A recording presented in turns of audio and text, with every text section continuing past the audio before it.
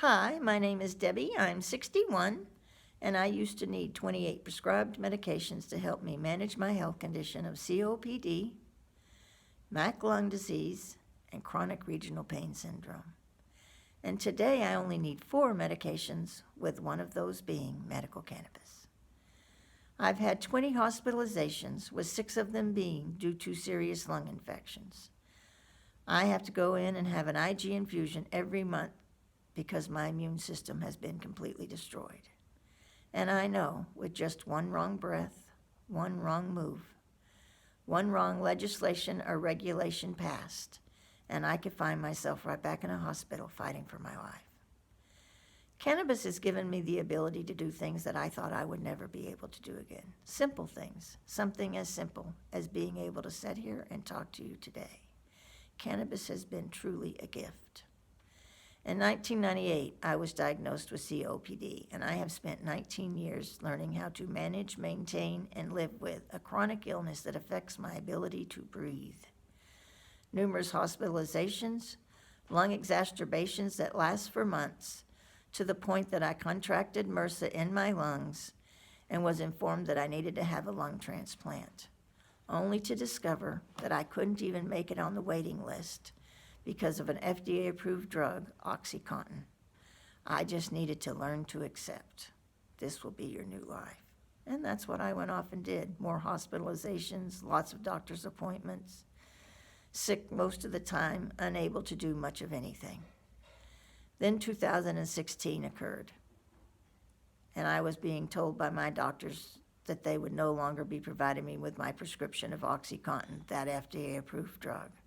At the exact same time, I had a serious lung infection and did not know what it was yet, to the point that I was trying to figure out how to use medical cannabis just so that I could maintain the pain for the drug that they were forcing me off of, and I developed the flu and found myself in a hospital fighting for my life, unable to breathe on my own.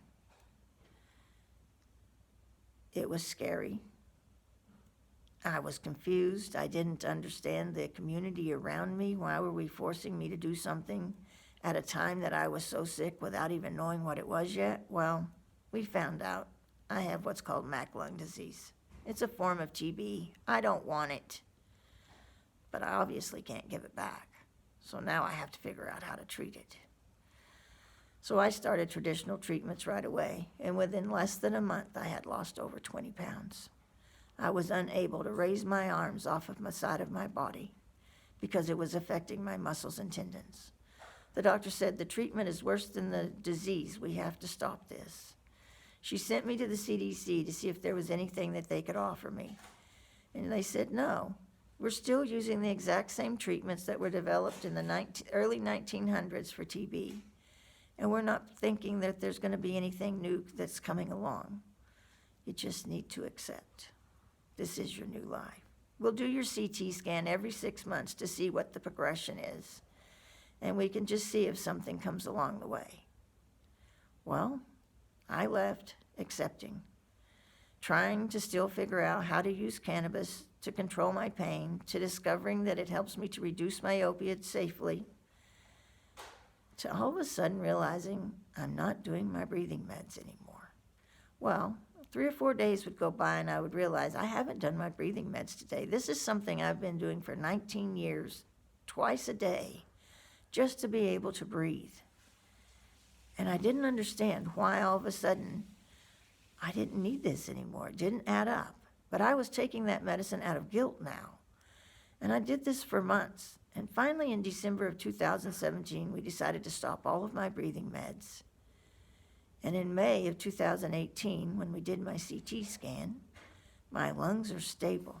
It's not progressing.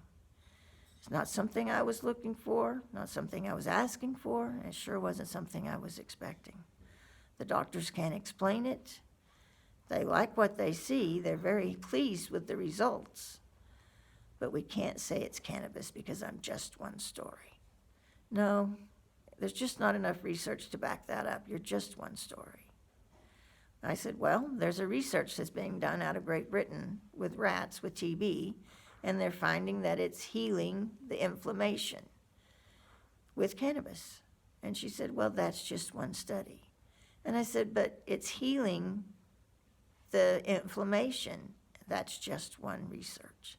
So we have one research and we have one person, and that's not enough.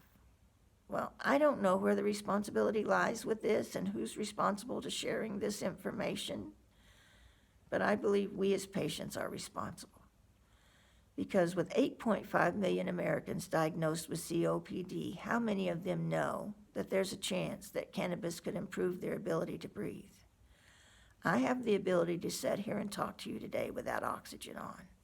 That is truly a gift, not something that I thought I would ever be able to do in 2016. And I am so thankful that I get it. I can't get up and run around and do a lot of things without oxygen. My lungs are too damaged. But to be able to sit here and not be leashed to oxygen is freeing. And I believe anyone that is on oxygen would love to have just a few moments of this. If you don't have a lung disease and if you're not struggling to breathe, you'll never feel what I feel from cannabis. You can't. And I'm thankful for that. I don't want you to feel what I feel. It isn't fun. But the fact that there are 8.5 million Americans that could benefit from this, they should know. This is your life. This is your health. Invest in yourself. I didn't start cannabis to treat my lungs. I started cannabis to try to control my pain, to only discover it is allowing me to breathe better than I've breathed in a long time. And it's a gift. And we need to make sure people understand how much cannabis is medicine.